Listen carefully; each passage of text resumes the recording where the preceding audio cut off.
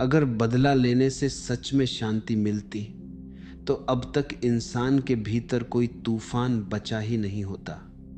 हर अपमान का जवाब मिल चुका होता, हर दर्द का हिसाब बराबर हो चुका होता। लेकिन क्या ऐसा हुआ है? जरा अपने भीतर झांक कर देखो। जिस दिन तुमने किसी से बदला लिया, क्या उस दिन तुम्हें गहरी शांति मिली थी या बस कुछ पल के लिए एक झूठा सुकून? अजीब बात है, इंसान बदला लेते लेते भी शांत नहीं होता और बदला न लेकर भी बेचैन रहता है। तो फिर असली समस्या कहाँ है? क्या दर्द में, या उस दर्द के साथ हमारी पहचान में? मान लो किसी ने तुम्हें धोखा दिया, बहुत भरोसा था और वही टूट गया। उस क्षण तुम्हारे भीतर क्या उठा? गुस्सा, नफरत और सबसे गहरा बदले की आग। तुम्हें लगा इसका हिसाब मुझे ही चुकाना है। लेकिन जरा ठहर कर सोचो, ये मुझे ही क्यों? क्या सच में तुम न्याय करना चाहते हो या तुम्हारा अहंकार घायल हो गया है? क्योंकि जब दिल टूटता है तो आवाज नहीं करता, लेकिन जब अहंकार टूटता है तो बदले की चीख बन जाता है। तुमने कभी गौर किया है? बदले की इच्छा हमेशा तब आती है जब तुम खुद को छोटा महसूस करते हो। कोई तुम्हें नीचा दिखा देता है और तुम भीतर ही भीतर कसम खा लेते हो, अब इसे दिखाऊंगा। लेकिन इस दिखाने में तुम क्या साबित करना चाहते हो? अपनी ताकत या अपनी कमजोरी छिपाना चाहते हो? और सबसे गहरी बात जिसे तुम सजा देना चाहते हो, वो तुम्हारे दिमाग में हर पल जी रहा होता है। वो व्यक्ति बाहर से तुम्हारी जिंदगी से चला गया, लेकिन भीतर उसने एक घर बना लिया। तुम उसे हर रोज याद करते हो, उसके खिलाफ सोचते हो, उसकी कल्पना में उससे लड़ते हो और सोचते हो कि तुम उसे सजा दे रहे हो। क्या ये अजीब नहीं है? जिसे तुम सजा देना चाहते हो, तुम उसी के कैदी बन जाते हो। और फिर एक सवाल उठता है, अगर बदला लेने से भी तुम मुक्त नहीं हो रहे, तो फिर सही रास्ता क्या है? क्या हर अपमान को सह लेना चाहिए? क्या अन्याय को यूं ही छोड़ देना चाहिए? क्या चुप रहना कमजोरी है या कोई और गहरा रहस्य छुपा है इसमें? क्योंकि जीवन इतना साधारण नहीं है जितना हमें दिखता है। यहाँ हर चीज का एक अदृश्य संतुलन है, एक ऐसा संतुलन जो तुम्हारे बिना कुछ किए भी काम करता है। लेकिन तुम्हें उस पर भरोसा नहीं है। तुम्हें लगता है अगर तुमने कुछ नहीं किया तो सब गलत ही रह जाएगा, इसलिए तुम खुद न्यायाधीश बन बैठते हो। लेकिन क्या तुम सच में पूरी कहानी जानते हो? क्या तुम्हें पता है उस व्यक्ति के भीतर क्या चल रहा है? क्या तुम देख सकते हो वो परिणाम जो अभी दिखाई नहीं दे रहे? शायद नहीं, और यही जगह है जहां से एक गहरा रहस्य शुरू होता है। अगर तुम बदला नहीं लेते तो क्या सच में कुछ भी नहीं होता, या फिर कुछ ऐसा होता है जो तुम्हारी आंखों से छुपा है लेकिन अस्तित्व की गहराई में बहुत सटीक तरीके से काम कर रहा है? सोचो, अगर तुम्हें कुछ भी करने की जरूरत ना हो, फिर भी हर चीज अपने आप संतुलित हो जाए, तो क्या तुम बदला लेना चाहोगे या फिर तुम बस देखना सीख जाओगे? लेकिन समस्या यहीं से शुरू होती है। तुम देखते नहीं, तुम तुरंत प्रतिक्रिया देते हो। किसी ने कुछ कहा और भीतर एक लहर उठी, तुमने उसे पकड़ा और उसी क्षण जवाब बन गए। यही मन का स्वभाव है। वह इंतजार नहीं कर सकता, वह समझना नहीं चाहता, उसे बस प्रतिक्रिया चाहिए। ध्यान से देखो, बदला लेने की इच्छा अचानक नहीं आती, वह धीरे धीरे बनती है। एक छोटी सी चुभन से शुरू होकर एक बड़ी आग बन जाती है। पहले तुम्हें बुरा लगता है, फिर तुम सोचते हो उसने ऐसा क्यों किया, फिर तुम अपने मन में कहानी बनाते हो, उसने जानबूझकर किया मुझे चोट पहुंचाने के लिए।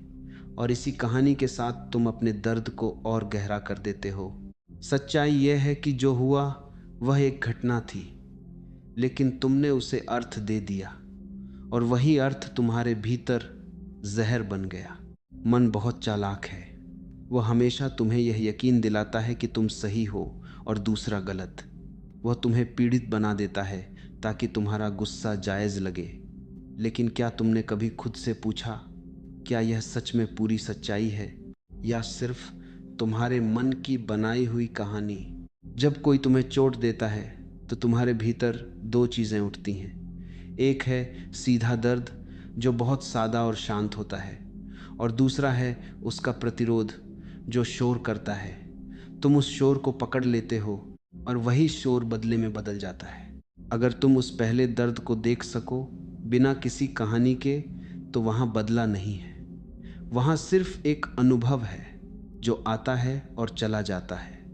लेकिन तुम उसे जाने नहीं देते, तुम उसे पकड़ लेते हो, उसे बार बार जीते हो, और धीरे धीरे वह तुम्हारी पहचान बन जाता है। अब तुम सिर्फ एक व्यक्ति नहीं रह जाते, तुम बन जाते हो जिसके साथ गलत हुआ, और यही पहचान तुम्हें चैन नहीं लेने देती। तुम हर जगह उसी नज़र से देखने लगते हो, हर बात में वही दर्द ढूंढते हो, हर व्यक्ति में वही शक, और फिर तुम्हें लगता है कि बदला लेना ही एकमात्र रास्ता है जिससे तुम इस बोझ से मुक्त हो सकते हो। लेकिन क्या सच में ऐसा है? क्या कभी किसी ने बदला लेकर अपने भीतर की आग बुझाई है, या फिर वह आग और फैल गई है? मन की एक और चाल है, वह तुम्हें भविष्य का एक झूठा दृश्य दिखाता है। वह कहता है जब तुम बदला लोगे तब तुम सुकून महसूस करोगे, और तुम उस कल्पना में खो जाते हो। लेकिन वह सिर्फ एक कल्पना है, एक भ्रम, क्योंकि जब वह क्षण आता है तो तुम पाते हो कि भीतर कुछ भी नहीं बदला, क्योंकि असली जड़ बाहर नहीं है। तुम बाहर की घटना को बदलकर भीतर की बेचैनी को खत्म करना चाहते हो, लेकिन भीतर की बेचैनी तुम्हारे ही मन की रचना है। जब तक तुम उस रचना को नहीं समझते तब तक हर बदला एक नया चक्र शुरू कर देगा, और फिर एक सवाल धीरे धीरे उभरता है। अगर मन इतना उलझा हुआ है, अगर वह तुम्हें हर बार एक ही जाल में फंसा देता है, तो क्या सच में तुम्हें न्याय खुद करना चाहिए, या फिर कोई और गहरी व्यवस्था है जो तुम्हारे इस हस्तक्षेप के बिना भी काम कर रही है? क्योंकि जो दिखता है वह पूरी सच्चाई नहीं है, और जो नहीं दिखता शायद वही सबसे ज्यादा प्रभावशाली है। जो नहीं दिखता वही असल में सबसे गहराई में काम कर रहा है, लेकिन तुम्हारी आंखें सिर्फ उसी को पकड़ती हैं जो सामने है। यही कारण है कि तुम अधीर हो जाते हो। तुम्हें तुरंत परिणाम चाहिए, तुरंत संतुलन चाहिए, और जब वह नहीं मिलता तो तुम खुद हस्तक्षेप करने लगते हो। लेकिन जीवन कोई जल्दी में चलने वाली व्यवस्था नहीं है। यहाँ हर चीज एक अदृश्य लय में घटित होती है, धीरे, सटीक और बिना शोर के। जरा ध्यान से देखो, जब तुम किसी के साथ कुछ करते हो, चाहे अच्छा या बुरा, वह सिर्फ एक घटना नहीं रहती, वह एक तरंग बन जाती है जो बाहर भी जाती है और भीतर भी गूंजती है। तुम उसे भूल सकते हो, लेकिन वह तुम्हें नहीं भूलती। वह कहीं ना कहीं किसी स्तर पर दर्ज हो जाती है। तुम्हें लगता है कि जो हुआ वह बस वहीं खत्म हो गया, लेकिन अस्तित्व में कुछ भी अधूरा नहीं रहता। हर अधूरी बात अपने पूर्ण होने की दिशा में चल पड़ती है। यही वह बिंदु है जहां एक गहरी व्यवस्था काम करती है, बिना किसी शोर के, बिना किसी घोषणा के। वह न तुम्हारे पक्ष में है न विरोध में, वह सिर्फ संतुलन की ओर बढ़ती है। तुम अक्सर देखते हो, कोई व्यक्ति गलत करता है और तुरंत कुछ नहीं होता। वह हंसता रहता है, आगे बढ़ता रहता है, और तुम्हारे भीतर सवाल उठता है, इसके साथ कुछ हो क्यों नहीं रहा? और यही सवाल तुम्हें बेचैन कर देता है। लेकिन जो तुम देख रहे हो वह सिर्फ एक छोटा सा हिस्सा है, पूरी कहानी अभी खुली नहीं है।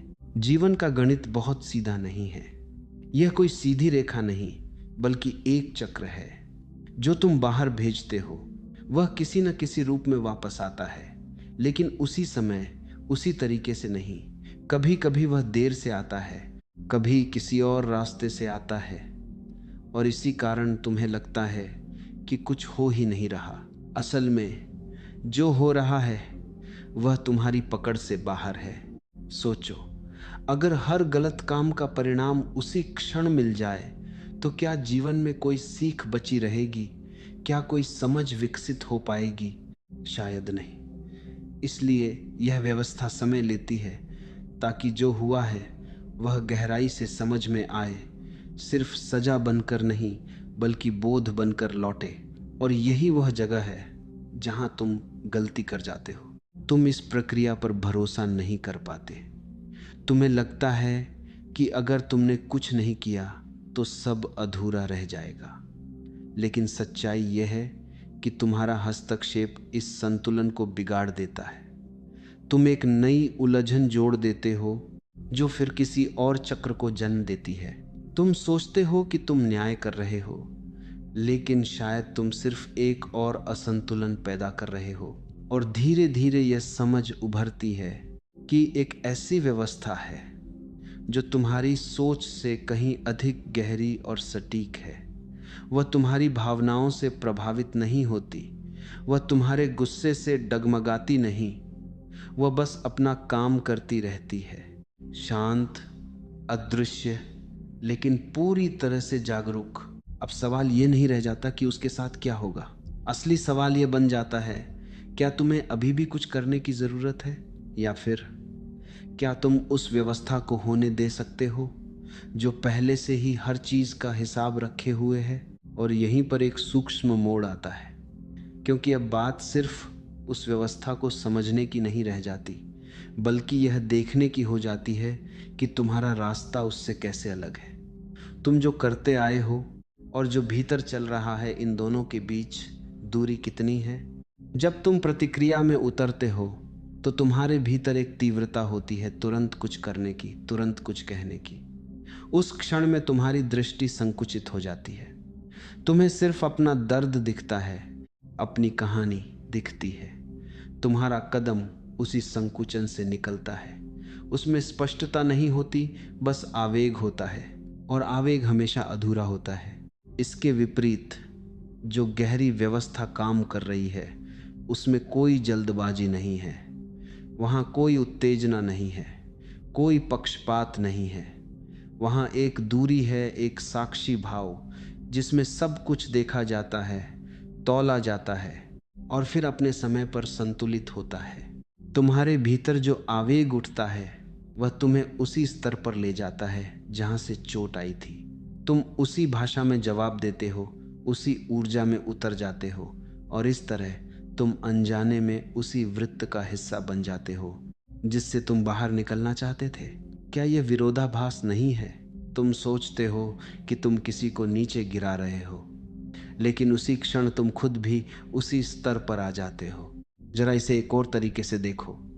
अगर कोई व्यक्ति अंधेरे में खड़ा है और तुम भी उसी अंधेरे में जाकर उसे धक्का देते हो, तो क्या तुम रोशनी में रह जाते हो, या तुम भी उसी अंधेरे में खो जाते हो? तुम्हारा हर कदम तुम्हारी स्थिति को तय करता है, सिर्फ सामने वाले की नहीं। और यहीं पर एक गहरी समझ जन्म लेती है कि हर क्रिया केवल बाहर नहीं जाती, वह तुम्हें भी आकार देती है। तुम जो करते हो वही तुम बनते जाते हो। अगर तुम्हारे कदम आवेग से भरे हैं तो तुम्हारा भीतर भी उसी आवेग से भर जाता है। लेकिन जब तुम कुछ नहीं करते, तब क्या होता है? यह कुछ नहीं करना निष्क्रियता नहीं है, यह एक सजग ठहराव है। यह उस क्षण में खुद को रोक लेना है जहां तुम पुराने ढर्रे पर चल पड़ते थे, और यही ठहराव तुम्हें उस चक्र से अलग कर देता है। अब तुम वही नहीं रहे जो पहले हर बार प्रतिक्रिया देता था। अब तुम देख रहे हो, समझ रहे हो, और धीरे धीरे उस खेल से बाहर आ रहे हो। यहाँ ताकत चुप रहने में नहीं है, बल्कि स्पष्ट देखने में है। क्योंकि जब देखने की गहराई आती है तो करने की जल्दी खत्म हो जाती है। तुम्हें समझ आने लगता है कि हर चीज़ को छूना ज़रूरी नहीं है, हर स्थिति में कूदना ज़रूरी नहीं है, और तभी एक नई संभावना खुलती है। तुम उस रास्ते से हट जाते हो जहां हर चीज़ टकराव में बदल जाती थी। अब तुम्हारे भीतर एक अलग ही गुणवत्ता जन्म लेती है, जहां तुम सिर्फ प्रतिक्रिया नहीं हो बल्कि एक साक्षी हो। और यह साक्षी भाव ही तुम्हें उस व्यवस्था के साथ जोड़ता है जो पहले से ही सब कुछ संतुलित कर रही है। अब प्रश्न बदल जाता है। क्या तुम्हें अभी भी उसी पुराने तरीके से चलना है, या तुम उस शांति को चुन सकते हो जहां बिना कुछ किए भी सब कुछ अपने स्थान पर आ जाता है? और जब यह समझ भीतर उतरने लगती है, तब एक नया संघर्ष सामने आता है, बाहर नहीं, भीतर। क्योंकि अब सवाल यह नहीं कि क्या सही है, अब सवाल यह है कि तुम उसे जी कैसे पाओगे। पुरानी आदतें तुरंत नहीं जाती। वर्षों से तुम हर चोट पर प्रतिक्रिया देते आए हो। अचानक ठहर जाना, अचानक कुछ न करना, यह मन को असहज कर देता है। भीतर एक बेचैनी उठती है, जैसे कुछ अधूरा रह गया हो। मन बार बार उकसाता है, कुछ तो करो, कुछ तो कहो। और यही वह क्षण है जहां असली साधना शुरू होती है। तुम्हें उस बेचैनी को देखना है, उससे भागना नहीं है, क्योंकि वही बेचैनी तुम्हें पुराने रास्ते की ओर खींचती है। अगर तुम उसे समझे बिना दबा दोगे तो वह किसी और रूप में बाहर आएगी, कभी शब्दों में, कभी व्यवहार में, कभी खामोशी में छिपे गुस्से के रूप में। छोड़ना मतलब दबाना नहीं है। छोड़ना मतलब है जो उठ रहा है उसे पूरी जागरूकता से देखना, बिना उसे सही या गलत ठहराए, बिना उसके पीछे भागे। जैसे कोई बादल आता है और चला जाता है, वैसे ही उस भावना को आने और जाने देना। धीरे धीरे तुम देखोगे जो आग पहले तुम्हें जला रही थी वह अपनी तीव्रता खोने लगी है, क्योंकि अब तुम उसे ईंधन नहीं दे रहे हो, तुम उसे कहानी नहीं दे रहे, तुम उसे पहचान नहीं दे रहे। और एक अजीब सा हल्कापन महसूस होने लगता है। तुम्हें एहसास होता है कि जो बोझ तुम इतने समय से उठाए हुए थे वह जरूरी नहीं था, वह तुम्हारी ही पकड़ से बना हुआ था। जैसे ही पकड़ ढीली होती है वह अपने आप गिरने लगता है। लेकिन यहाँ एक और गहराई छुपी है। जब तुम किसी को भीतर से छोड़ देते हो तो सिर्फ वही व्यक्ति नहीं छूटता, उससे जुड़ी हर भावना, हर स्मृति, हर उम्मीद भी ढीली पड़ने लगती है। और इसी के साथ तुम अपने ही बनाए हुए बंधनों से मुक्त होने लगते हो।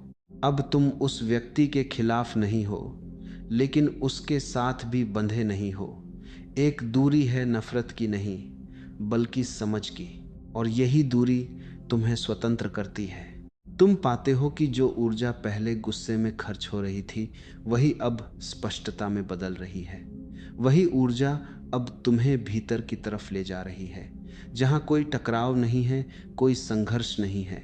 यहीं पर एक सूक्ष्म परिवर्तन होता है। तुम बाहर की घटनाओं से कम और अपने भीतर की स्थिति से ज्यादा जुड़ने लगते हो। अब तुम्हारे लिए यह महत्वपूर्ण नहीं रह जाता कि सामने वाला क्या कर रहा है।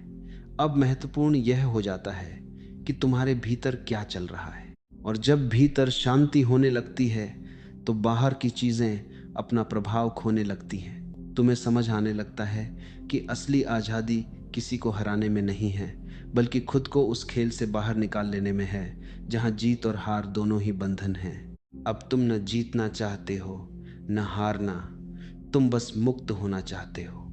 और इस मुक्ति की शुरुआत वहीं से होती है जहां तुमने पहली बार अपने ही मन के आग्रह को न कहा था, जहां तुमने प्रतिक्रिया के बजाय जागरूकता को चुना था। और जब यह मुक्ति भीतर स्थिर होने लगती है तब जीवन का पूरा दृष्टिकोण बदल जाता है, जैसे कोई पर्दा हट गया हो।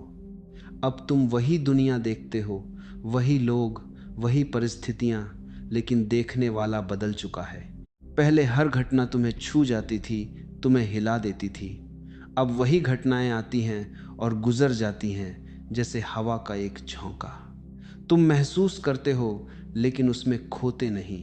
तुम्हारे भीतर एक केंद्र बन गया है, शांत, अडिग, बिना किसी प्रतिक्रिया के।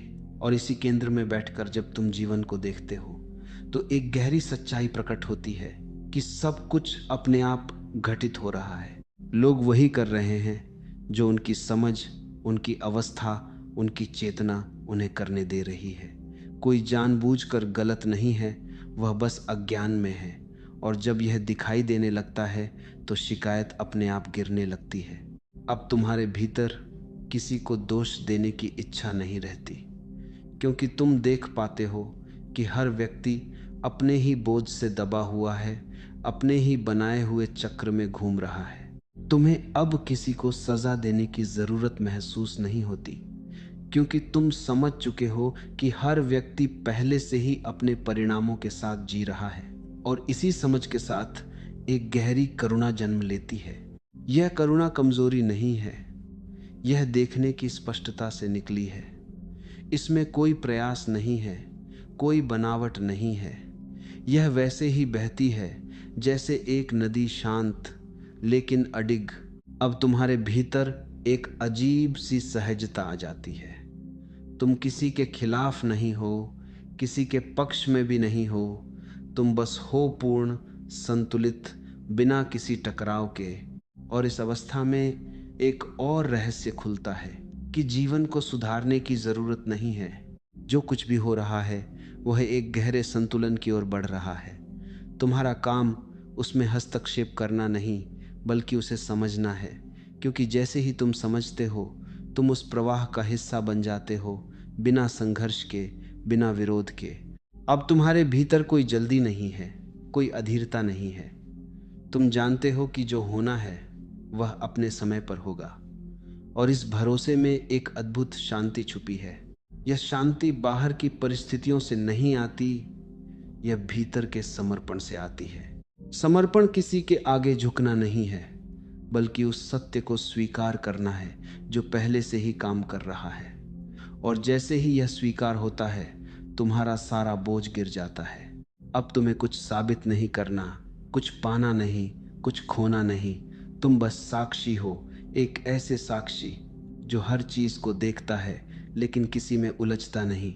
और इसी साक्षी भाव में अंतिम बोध जन्म लेता है कि जिसे तुम इतने समय से अपने हाथों में लेने की कोशिश कर रहे थे, वह कभी तुम्हारे हाथ में था ही नहीं। सब कुछ पहले से ही संतुलित हो रहा है, तुम्हारे बिना भी।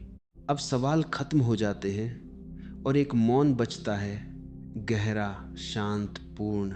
और इसी मौन में एक सहज समझ उतरती है कि छोड़ देना ही सबसे बड़ा उत्तर है।